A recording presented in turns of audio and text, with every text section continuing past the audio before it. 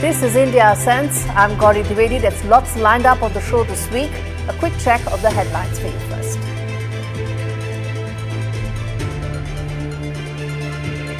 Today I will sign an order to impose a 10% global tariff under Section 122 over and above our normal tariffs already being charged. And we're also initiating several Section 301 and other investigations to protect our country.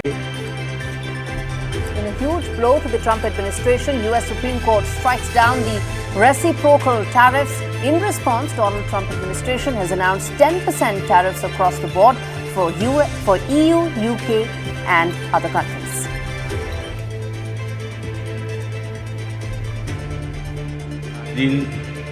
Latin America में भारत का सबसे बड़ा trade partner है।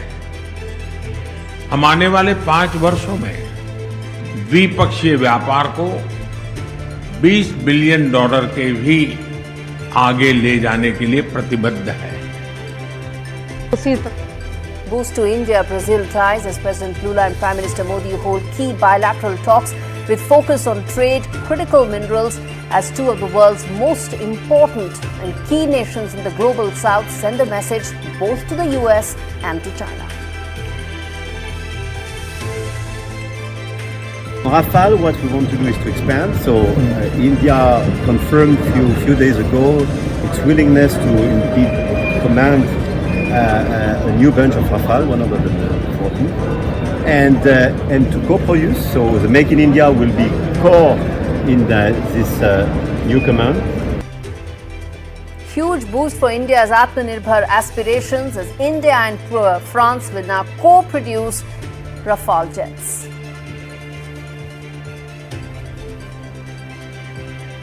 The future belongs to countries and frameworks that build supply chains over critical minerals, and India joins the club of nations building those networks under Pax Silica.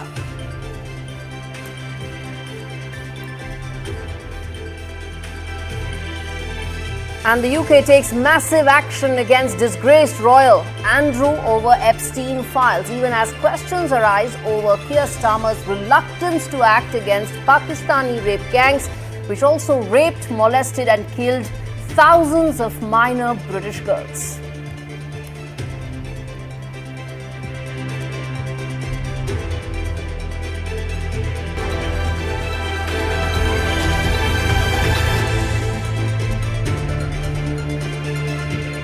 The top story this week on India Sense. The US Supreme Court has struck down the reciprocal tariffs that Donald Trump's administration had slapped against all countries.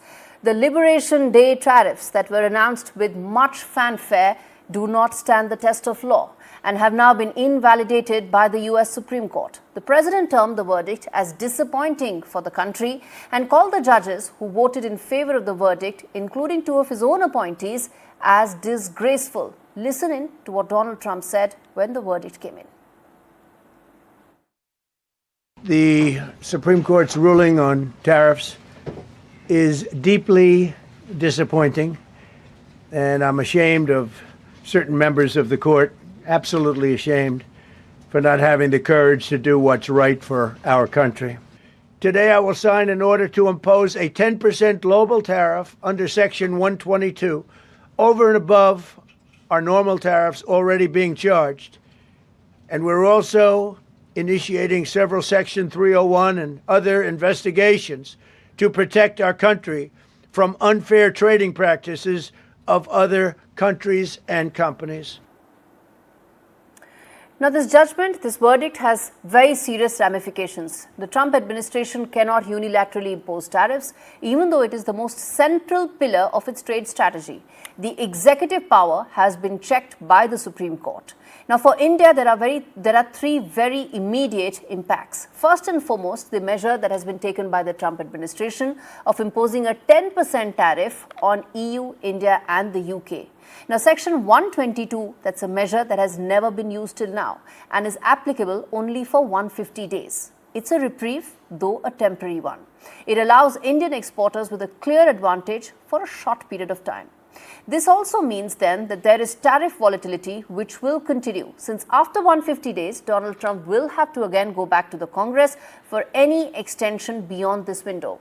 And there are reports of country-specific probes also being evaluated, essentially invoking rarely used sections of the law.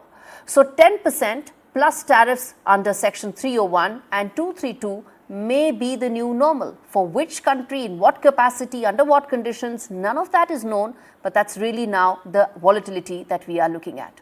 Then whether Indian trade negotiators who will be in the US could have an upper hand in closing in the deal. That's a very important aspect. Before signing on the dotted line, could there be some potential for more discussions, more elbow room, more negotiations? Those are aspects that India would like to now know in greater detail as it evaluates its options. The bottom line, though, really is more volatility, more uncertainty.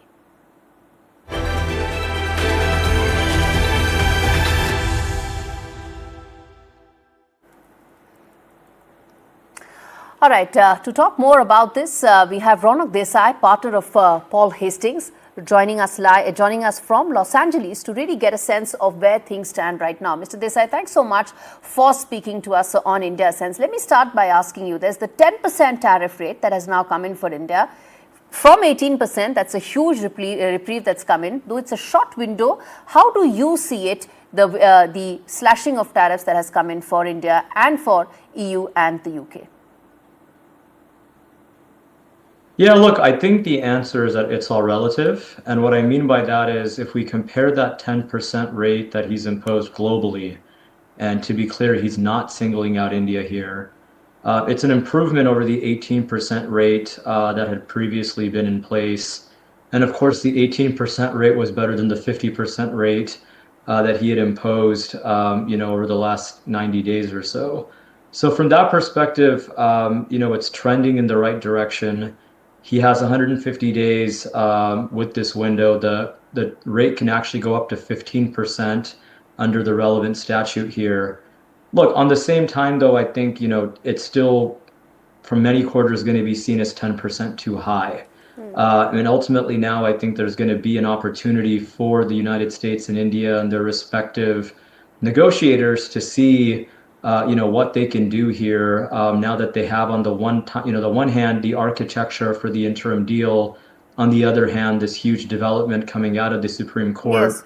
Which has fundamentally, impacted the tariff rate schedule between the two countries. Speaking of the deal, of the trade pact that has been agreed in principle, that final leg of negotiations are still underway. Do you think that will be impacted? Will that give an upper hand to Indian trade negotiators?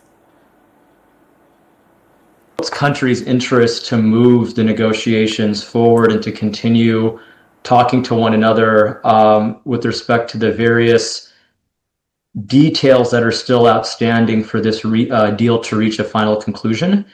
Given that the tariff schedule obviously is a central feature of those negotiations, again, I think there's going to be, a degree of leverage that I believe the Indian side on the one hand is going to feel. On the other hand, there's certain non-legal and primarily political and diplomatic considerations that I think are going to ultimately govern, this phase of the dialogue between the two countries. I, feel confident and comfortable saying that they will reach an agreement. I think it's going to look, on the one hand, very similar to the initial deal that was announced, via the interim agreement. But the devil is always in the details. That was true even before the Supreme Court's announcement. Yes. I think now, given what we've just seen come out of Washington, we're going to see some of these terms and conditions, so to speak, change, even if the overall structure of the deal remains intact. Okay. Which brings me to ask you the legality of some of these provisions that are being talked about. The 10% being one. There are several other sections also, 232 being one, 301. All those are measures that have never been used, rarely used. The legality of all these options that are on the table for Donald Trump now. Yeah, the short answer is yes. There still remains quite a bit of unsettled answers to respect to these legal questions that I think are still open. You've touched on one of them already. He's got 150 days. Does he need congressional authorization after that? Will he obtain congressional authorization? Will he even pursue, his authority past that 150 days? In Washington, of course, 150 days is a lifetime. I think there's other more practical legal questions that still remain unresolved. What comes to mind, for example, at the top of that list is the issue of refunds, right? There's been about $175 billion in tariffs that have been paid, according to some estimates. The Supreme Court did not address the question of refunds. So now what everyone is going to be struggling with is, A, are they entitled to a refund? And if so, how do they obtain that refund? What is that framework going to look like? Who is going to be responsible for setting that up? Donald Trump said, this morning during his press conference that this is going to be a huge headache. It's going to be a huge challenge, and that this could be litigation that stretches on for literally decades. It's going to give rise, I think, to questions of standing, questions of timing. It's going to give rise to questions of who are the right adjudicating bodies or tribunals to be looking at this.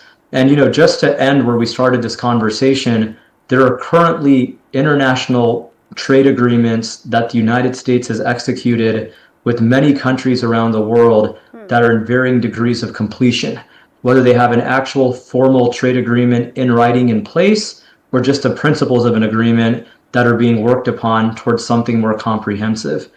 Irrespective of what category the United States finds itself in with one of these countries with whom it's pursuing this trade deal, this development from the court, of course, raises a constellation of questions of what's the impact going to be for that specific accord with that specific country.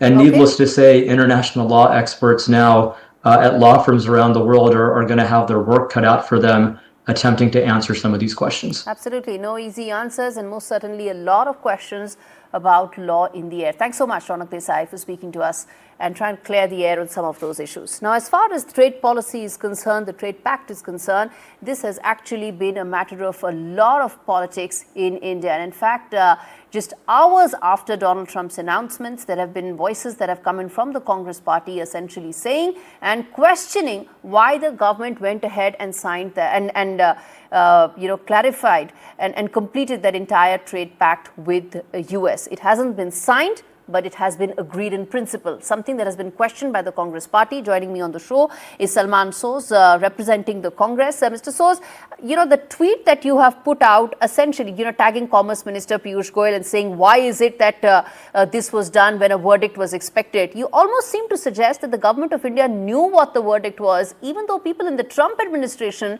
did not know what this verdict was. Well, everybody had information about this. So let me just explain what I meant in my tweet. This case has been going on for some time, in fact, longer than many people had expected, because there were obvious legal issues associated with this, with the imposition of tariffs, using emergency powers. And while oral arguments were going on in the Supreme Court, well, the timeline for the final order was set. Everybody knew it was coming. Obviously, nobody knew what the judgment would be, but during oral arguments, the conservative justices had already indicated that they were deeply uncomfortable with the powers that were being, sought. And so there was a lot of commentary in the U.S. about how it was likely that the justices would overturn this. Now, even if we assume for a moment that we did not know what the justices would say. That's clear. Even if the commentary suggested that they might overturn President Trump's tariffs. 20 days is hardly, 20 days or a month, because this order was coming. Everybody knew it was coming. We could have waited. And then right now, our bargaining position would be stronger. We have no leverage right now. We have no leverage for a deal, in my opinion, is terrible from India's perspective. Okay. So I don't understand why we did it, why we did that deal in the first place, and then why we did it so close to when we knew the Supreme Court order was coming. Okay, so there's a very long tweet that you've put out, tagging the Commerce Minister, essentially saying the first line that it says is should answer a critical question. Why did India agree to a framework agreement on trade just days before the US Supreme Court was supposed to rule on President Trump's tariff? And then you go on to talk more about it. You spoke about leverage, but the fact that the tariffs have reduced from 18% to 10%, the fact that there are Indian trade negotiators in the US there, that would essentially give us an upper hand in terms of closing the deal. We've agreed in principle, but haven't signed it. Not at all. In fact, say, let us assume for a moment that the government and say maybe BJP supporters are saying something to this effect. What they're basically, first of all, they're basically telling us to forget how Trump has treated India all this time, that Trump is a bully and we've allowed him to bully us. He's never going to now, because we've already shown our hand. We already told them what we're ready to do, and that is pretty much everything. $500 billion of imports over 5 years. We're not going to take Russian oil. We're going to let agricultural products come in. We're going to basically have, so 18% tariffs. So we already agreed to everything. They know it, and they know where our, what our bargaining position is. So I think we've already shown our hand. So I don't think this is going. So anybody who's thinking that this is going to somehow strengthen us, I think they're mistaken, because President Trump still has other ways of enforcing tariffs, including, by the way, not just this Section 122, which is going to be valid only for 5 months. And the US Congress cannot approve those tariffs because there is not enough support in the Senate. So leave the Section 122, then there is Section 232, and then there's Section 302, where they can open an investigation into a country. Assume for a moment that we tell them, now we're not going to agree to this, what you're saying. Our position is somehow strengthened. They can impose Section 301, knowing full well what we've been able to, what we had already agreed to do, which is basically bend over backwards to accommodate President Trump, which I think was a huge mistake. Mr. Soar, your very premise so far has been that the deal that we've agreed to in principle is not good for India, and from there your entire argument flows. But the fact is, India has clarified, the government has clarified that whether it is about agriculture, whether it is about any sensitive sectors, none of that is going to be opened. So why is it that your premise itself is that this deal is bad for India? So I think you're right in saying that I feel my premise is that that deal has not been good for India, and that deal is actually not good for India. And there are many reasons for that. So I'm not going to get into sovereignty issues and energy policy because people have talked about that. So let's leave that to the side. Let's just talk purely about trade. So what does the deal really have? The deal has basically said that we're going to increase our imports from the US by a factor of more than 2.5. That's 2.5 times the imports that we were doing earlier over 5 years. I don't understand why we were not importing that much earlier. If we really needed those imports, then we should have been importing that earlier. We don't need those imports. They're forcing us to import from them. So that's one. The second thing is that anybody who says that our relative competitiveness is better because we are at 18% and Bangladesh is 19%, has simply no clue as to what trade tariffs were before Trump imposed his tariffs. Bangladesh's duties were 5 times the duties that were imposed on Indian goods in 2024. And now we're separated by 1 percentage point. Which analyst can say that this gives us an advantage? Bangladesh's, industrial goods now are in far better position than they were in 2024. Okay, so some of this... The government thinks that we are fooled and we don't read data. No. Look at WTO tariff data and you'll get the answer. Some of this has been addressed by the government in the last couple of days, in fact, over a week now. But Mr. Soar, your primary contention that what happens next could actually add to more volatility. Well, we're going to wait and see how it really pans out from here on. But Mr. Soar, thanks so much for speaking to us on India Sense. All right, as things stand right now, whether India can renegotiate or not depends really on how it charts out its course in terms of this kind of volatility and uncertainty that is there right now. Turning attention to the other important story on the show. India is taking defense into its own hands. From buyer to builder, New Delhi is now rewriting its military story, and the Rafale fighter jets are leading it. With France as a partner, India isn't just acquiring jets, it's in fact now co-producing them, transferring technology, creating jobs, building a self-reliant defense ecosystem. Here's how Make in India Rafales are set to soar and how Atmanirbhar Bharat is likely to get a major push in defense. India's defence story is shifting from buyer to builder, reshaping New Delhi's military ambitions for decades to come. France, India's all-weather friend, has agreed to co-produce Rafale fighter jets under the Make in India mission. This is not just a deal, it's a statement. India has already cleared a proposed 114 fleet of Rafale jets for the Air Force. Rafale jets dominated the skies during Operation Sindoor, proving their unmatched firepower. Now, roughly 90 jets could be roaring down Indian assembly lines and runways, bringing with them tech transfer, jobs, and a self-reliant defence ecosystem. Rafale, what we want to do is to expand. So India confirmed a few days ago its willingness to indeed command a new bunch of Rafale, 114, and to co-produce. So the Make in India will be core in this new command.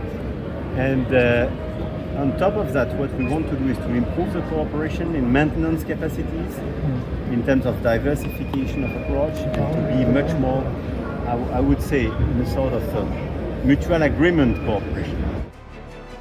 At an estimated $35 billion, the deal would be one of India's largest ever fighter acquisitions.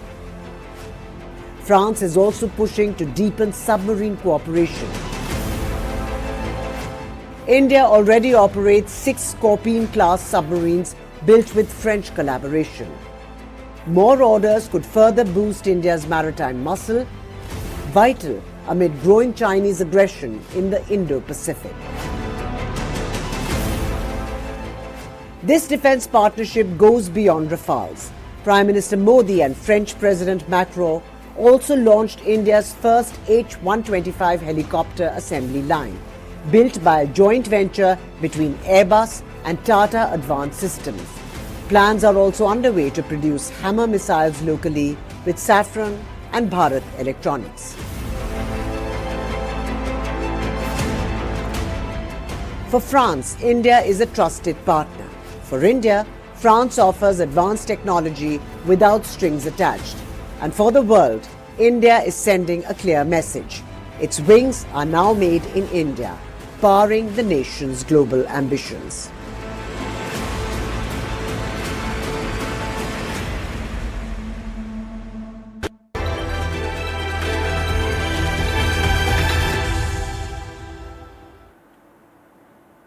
Donald Trump talks peace while standing on the edge of war. This week saw the US president straddling war and peace quite literally. On one hand, he stood in Washington, presiding over the inaugural meeting of his Board of Peace, a high-profile effort to gather billions of dollars for Gaza's reconstruction and to forge a fragile truce over years of brutal conflict. Yet, as Trump spoke of peace, he cast a chilling threat towards Iran, warning Tehran that it had just days to strike a meaningful deal or face the harsh US military action. Now we may have to take it a step further, or we may not. Maybe we're going to make a deal. You're going to be finding out over the next probably 10 days. We do have some work to do with Iran. They can't have a nuclear weapon. It's very simple. You can't have peace in the Middle East if they have a nuclear weapon. And they can't have a nuclear weapon. And they've been told that very strongly. They must make a deal. Or if that doesn't happen, I maybe can understand. If it doesn't happen, it doesn't happen. But bad things will happen if it doesn't. Yet as Trump embraces diplomatic theatrics wrapped in photo ops while the US military builds up forces around Iran and the clock ticks down on a potential strike. Meanwhile, the ineffectual Board of Peace is nothing but big promises, no plans, where Donald Trump looks so bored of peace that in fact he fell asleep. So the big question really is, when peace initiatives are launched amidst ominous ultimatums and warships stacking in the Middle East, is this leadership or simply leverage that's masquerading as statesmanship? If peace is merely for the cameras and diplomacy is nothing but a prop to push war threats, is US President Donald Trump indeed a peacemaker or in fact a warmonger? In fact, that's a thought that we end this edition of India Sense with. Thank you so much for watching.